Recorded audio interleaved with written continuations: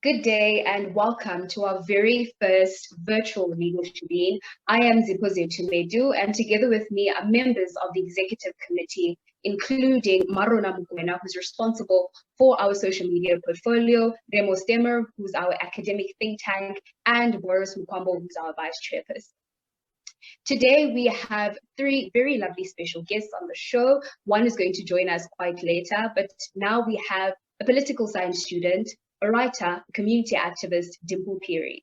And we also have a businesswoman and the founder of Action SA, Nandisa Kishari. So the topic that we're going to be discussing today is the treatment of foreign nationals in South Africa. And we're going to be looking at different perspectives in order to get the whole entire picture. The advent of democracy created high expectations of economic and social relief among South Africans, as the promise of improving the lives of all South African citizens and finally realizing one's potential was set in place as provided for in the preamble in the Constitution of South Africa. Further promises were made, including the ability to freely associate, own property, and a vibrant economy made possible by investors. However, the high level of unemployment was not anticipated as economic freedom was not achieved. Investors have long been seen as white, who have a controlling majority in the business sector, historically set up to own businesses and be in top management positions. Business Tech reported unemployment in South Africa to be at 39% for Black people and 8.3% amongst white people. Therefore, making the face of economic emancipation, if you are a job seeker, to most likely be white. In contrast, Black people from other African countries are seen as competition, whereas South Africa's biggest trading partners in Africa include Nigeria, Zimbabwe, and other African countries. However, the portrayal of Africans all coming to South Africa not to add value, but to take, is mostly prevalent in media circles, with different hashtags going around like hashtag Nigerians must go. So the question is, are South Africans incorrectly directing their anger and frustration at foreign nationals? Any one of the speakers is free to answer. Hi guys, my name is Xenophobic. As I was saying, with the current situation, South Africans, to some extent, they are justified to express their frustration with the current influx of in my regards, when I look at it, of us foreign nationals. Because if you look at how African countries attained their independence, right? If you look at countries like Zimbabwe attained their independence in 1980, Nigeria attained their independence, I think, in the 70s. You can see some of these countries had already achieved an educated threshold, or should I say, an educated community, a community that basically meets the demands of the industry that is already vibrant in Zimbabwe, in South Africa. However, you can see to some extent, the anger and frustration of most South Africans is justified. However, on the other angle, I'm looking at it from a foreigner's perspective, because I'm originally from Zimbabwe. As you can see, my name is Ivainashe, which is typically not a common Nguni name or Xhosa name or other name. You can see at times that aggression, it's not fair, if I would put it out there, honestly noting, because we have done nothing wrong. All we want is to be part of a community where we are appreciated for our contribution, because we all want to survive. Some of us, we are running away from poverty that has been politically induced, where I'm using Zimbabwe as a case study, where the political elite of Zimbabwe have hoodwinked the people to create another class system where we have black bourgeoisies within Zimbabwe. So we are victims of political aggression. Yeah. Okay, my name is Nandisa Kishari from Action for Change. I'm also one of the organizations that are supporting the hashtag Put South Africans First. Look, I don't have I can't say I've got a problem with foreign nationals being in South Africa. It's how they come in, firstly, and it's how they do things without following proper procedures in South Africa. That is our biggest problem. As he has indicated earlier on, he said, look, all these countries, they have their independence ahead of South Africa. So these are the countries that we should be learning from them, that they should have developed themselves. They should have grown their economies, right? But instead, their countries have been destroyed due to some political infiltration. But at the end of the day, you cannot blame politicians. Who gives the power to the politicians? Right. So I feel like, you know what, South Africa is being infiltrated by the people that are running away from their countries, that they don't want to face what is happening and resolve it. In 1994, I feel that our government has failed this country, and they continuously doing so. Instead of like, you know what, having this whole open border, Africans are welcome, we should have reconciled as South Africans, open the opportunity as South African, get our house in order before anybody else can come in. But instead of what happened, everybody felt like, you know what, South Africa now is free. We've been waiting for this opportunity to run away from poverty, to run away from our politicians. What they're not aware of, like I'll take Zimbabwe, for example, as my own case study. Zimbabweans are in South Africa looking for greener pastures because of the ill treatments that they are happening in Zimbabwe. When they come here, they accept the slavery wage, right? Which South Africans, we said no wage. Prior to Zimbabweans coming to South Africa, in the restaurant, there was a basic salary. But when Zimbabweans started flooding that market, they taken that one away. Then they started, like, you know what, having rumors like South Africans are lazy, they don't want to work. So you must remember, like, you know what, you've got these capitalists that they want to maximize, right? And trust me, if you are in business and then you see an opportunity that you can use to make more money, that's what these capitalists are doing. So they'll pat shoulders on the Zimbabwean, telling them that you are hard workers, you are this and this, but they're going below the minimum wage that is expected to be paid to the workers. That alone, it's creating problem. So we cannot call that brotherhood, because they're making South Africans look bad. They're making South Africans not to be employable. So it can't be like that. Yes, we feel pity for Zimbabweans, but what our government failed to do was to establish, like any other country in the world, refugee camps and intervene in what is happening in Zimbabwe to bring back humanity. United Nations has failed Zimbabwe. African Union has failed Zimbabwe. SADC has failed Zimbabwe. But now what is happening, and what I always emphasize that Africans, they don't see, it's how the whole colonialism was stopped. But they're using the UN to actually keep on running it. How? Modern slaves out there. Infiltration into our minerals, it's still not like, you know what, we're not benefiting from them. The West, they are still benefiting in.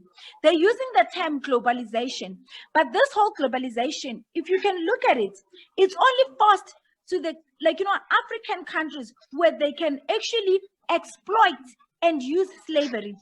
The only problem and the challenge that I have, I say, you know what, Africans, they need to remain in our country. We need to support them there until we can fight this evil globalization that is used to only Africans, so that everybody can benefit. Chinese, they are in Malawi now. They're in Zimbabwe, taking our minerals, while our own people, they are running all to South Africa and come here and fight South Africans in their land. We will not succumb to such circumstances where we must give in to go back to slavery in order for us to survive. I feel it's not fair. So it's got nothing to do with hatred, but it's motivating that people, we will support you, but let's all unite in our countries and fight this evil regime. Inkosi Nandisa, can we get someone else to please respond?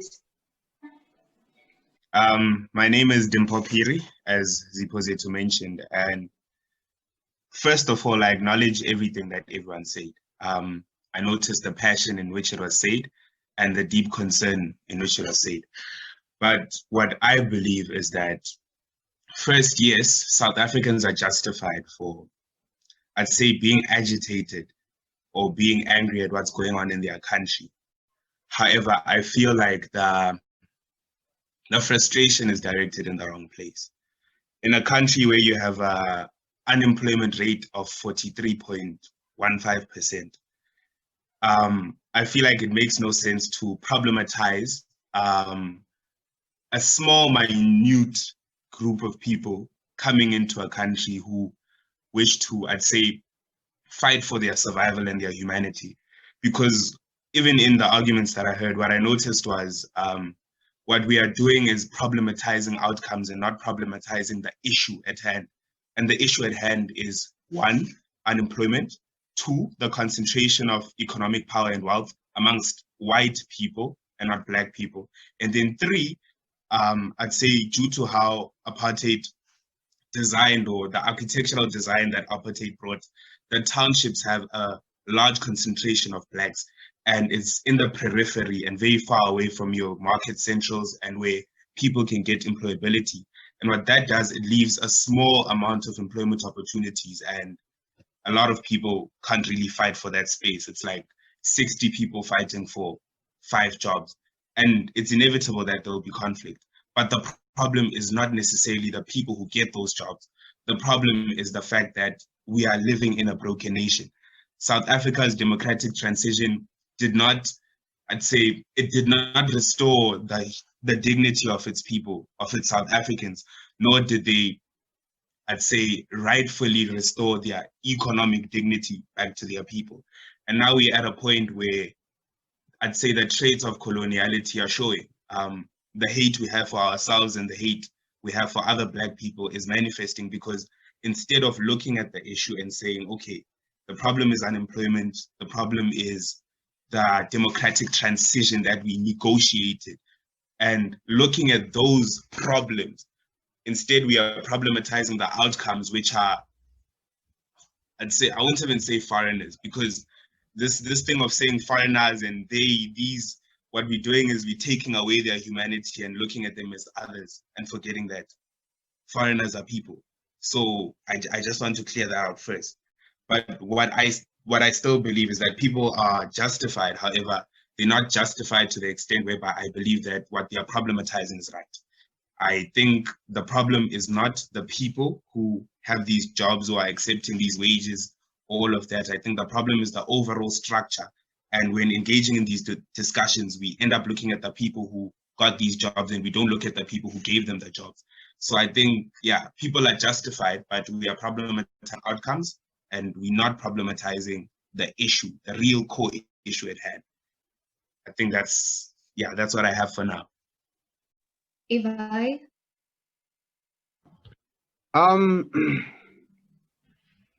You know, from a Zimbabwean's perspective, I'm just gonna comment first and foremost on the aspect of Nandisa, what she has highlighted on the which is very pointed, how the AU has failed Zimbabwe, how SADC has failed Zimbabwe, how the UN itself has failed Zimbabwe.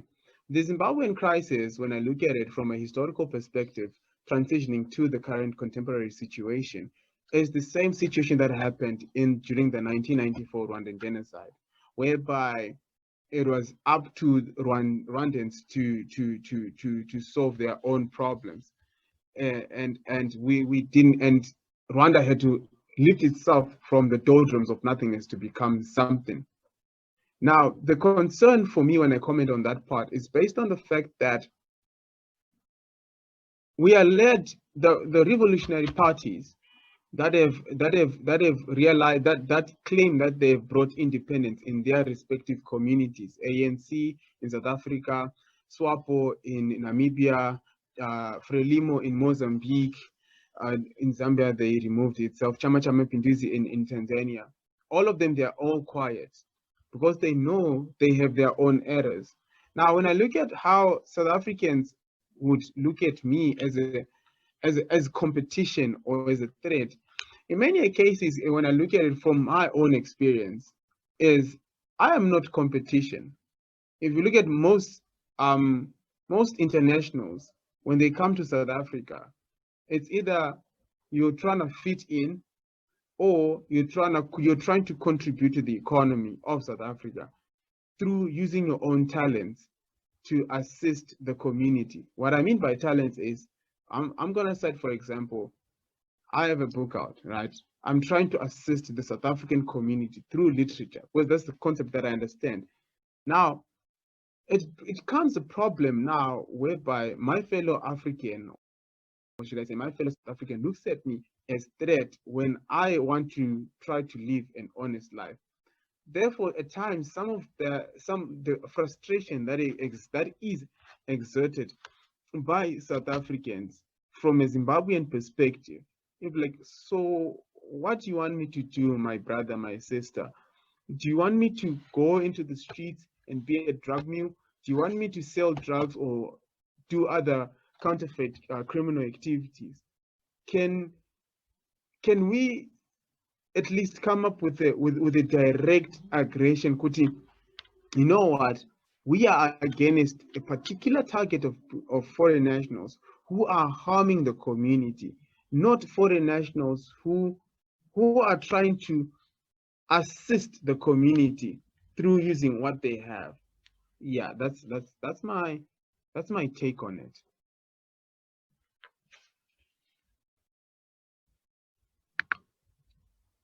Thank you so much, Ivai, on that. So now, can it be said, right, that the liberal nature of South African foreign policy can be attributed as being one of the causes of xenophobia, since to gain readmittance to the continent's organizations and the international community, domestic interests were relegated to the background?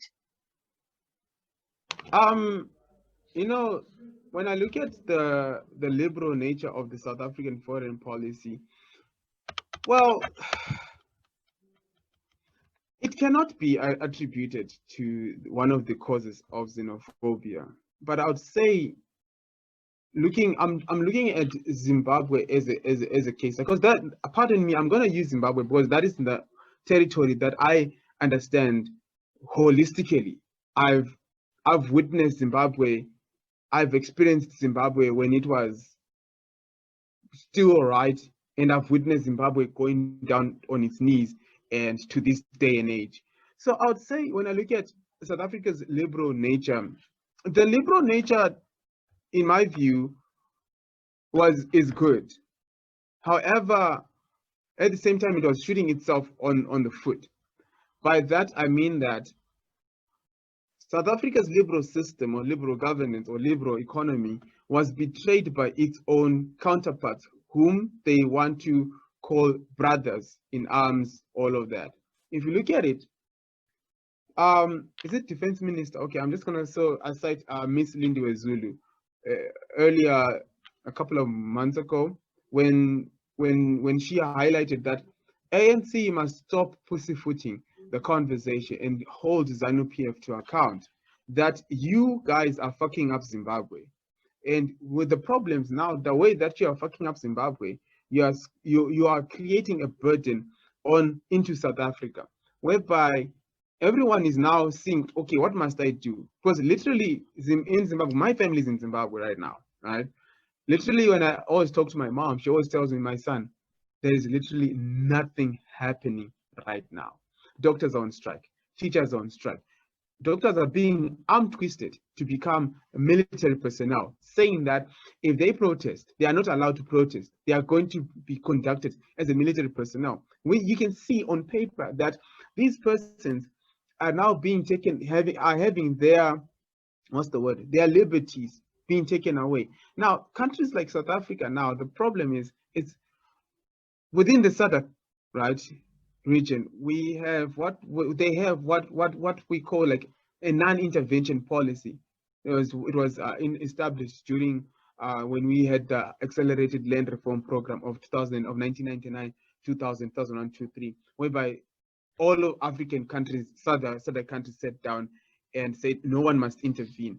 So to some extent, it's a convoluted double-sided situation. But However, my views and my opinions that the liberal nature of the South African foreign policy did not cannot, in my view, cannot be cited as a cause of xenophobia, but it is her fellow sisters who have betrayed South Africa, who have imposed a Herculean task on Zimbabwe. Thank you. Thank you. Sis Nandisa, what do you have to say to that? No, I'm just saying, you know what, the term xenophobic, right? At the current moment, I think that term is just being overused for some defense mechanism. Because people, they don't really want to look deeper at the problem. So I would say South Africans, they are not xenophobic, firstly. Yes, their frustrations, sometimes they come out more strong. Look, we're not going out there to say, look, we're going to beat this one, we're going to do this one. And the way our system is designed, right? Which I would also say it's politician. They ignore the South African people. They pay too much attention to what the world is looking at. I would understand that, look, there were signatures that they happen on the UN, there were signatures in the AU, there are signatures in the SADC. But if actually our government can stop ignoring people, I think the integration would work out very well. For example, when people, they come to South Africa, they're coming for survival. That's what I've observed while I'm being here in Gauteng. They come for survival, and they can see South Africans are very relaxed people. They will do anything to survive, except the ones that they'll come, like, you know, to school and all this. So they would come here. They don't have a place to stay. They don't have means to live. What are they gonna do? They're gonna try to do some scams, like, you know, quick backs, all of those things. And then mostly, like, you know what, Nigerians, what they do, because they've seen that South Africans are soft, they're going out after the buildings that the government is not looking proper after them, right? They'll hijack those buildings. They will do some sort of, like, you know what, ills in the country. So look, the situation is very complex. It involves both foreign nationals and our government. And we cannot be told that, look, deal with the government. I think where we are today, we need to deal with both parties. No violence. I condone violence. I don't like violence. But they also need to know that what you are doing, it's wrong. You cannot say while you are doing something wrong, you say, no, go and look at your government. What you are doing, it's wrong. Coming to South Africa and then being undocumented, and then you accept us to be happy. Coming to South Africa seeking asylum, and then you expect, like, you know, to go and open a shop without following the procedures of investing. It is wrong. I'll first answer the question, and then I'll engage what was said. First of all, I think the liberal stance that South Africa takes on its legislation, on the economy, on its politics and everything else, I believe that it's part of the problem, because when you look at liberalism as an ideology, and when you look at it as an economic policy, it prizes profits over people as well as the environment. Liberalism just allows, I'd say, the massacre of people for profits. A perfect example of this is the Marikana massacre, where many people were killed because they were asking for a basic wage, right?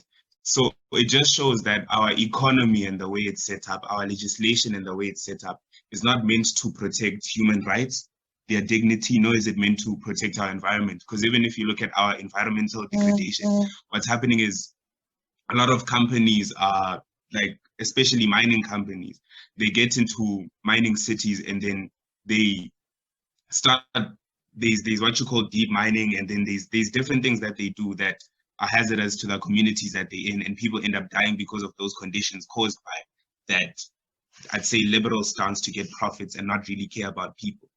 And I'll locate this back to how the apartheid government transitioned into the ANC.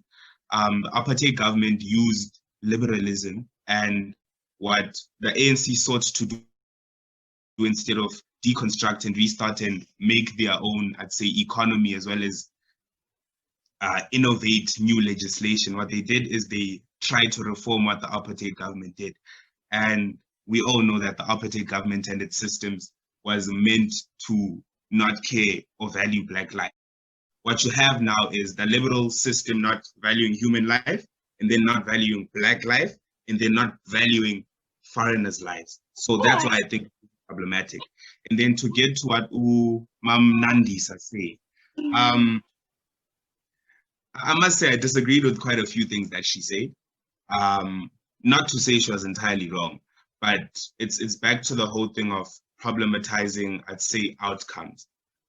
As I'd say, as a country, when we look at government, we shouldn't ever look at government as this thing that is very far away from us, because we also form part of government in our local communities, in our provincial communities, as well as just on a national level.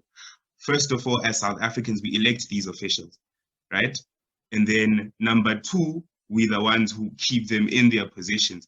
And that there also becomes just a problem of how complicated our politics is, and how many people go into politics without necessarily having a full, broad understanding on what to do to get into politics and how to innovate and change our problems. Because we can't still be having conversations about the unemployment rate when we've had 26 years of democracy. We can't have conversations about gender-based violence and all these other things. And then we can't then have our own people denying other people basic humanity and saying, my time has evaded, but I'll just conclude in saying, as people, we shouldn't view government as this distant thing, but rather we should view it as something close by that we can change, innovate, and I'd say enhance for the better.